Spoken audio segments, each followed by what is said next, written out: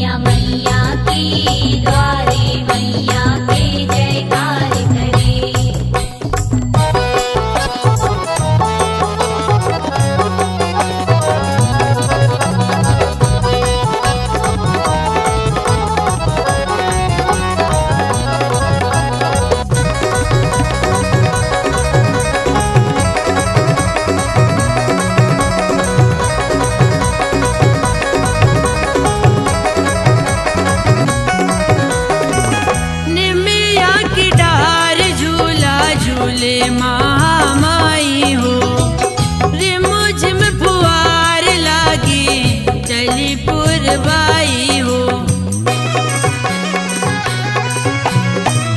निमिया की डार झूला झूले महामाई हो रिमझिम फुहार लागी चली पुरवाई हो।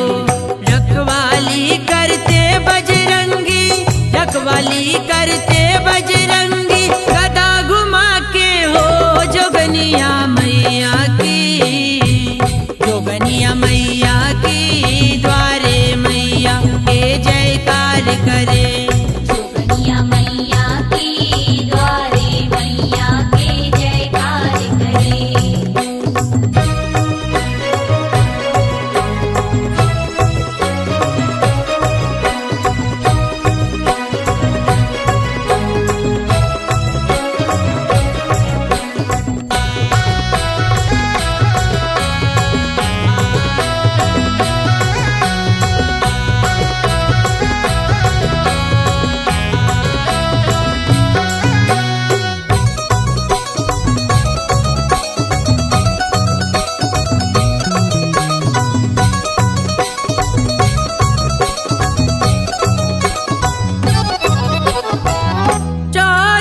जोगनिया पूजा आरती सजाए हो होले होले भैरव बाबा झूलना झुलाए हो।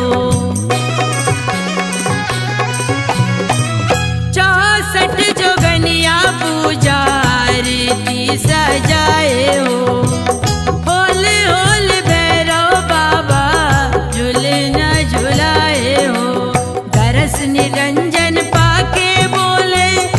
निरंजन पाके बोले भाग्य जगा दई हो जोगनिया मैया के जोगनिया मैया के द्वारे मैया के जयकार करे।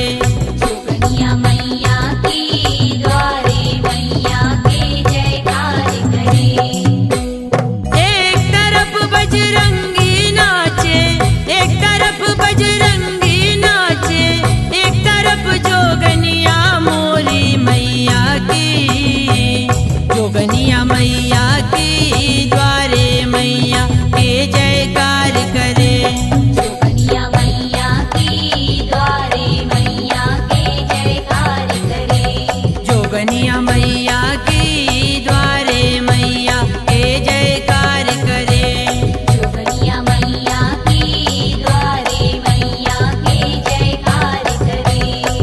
जोगनिया मैया की द्वार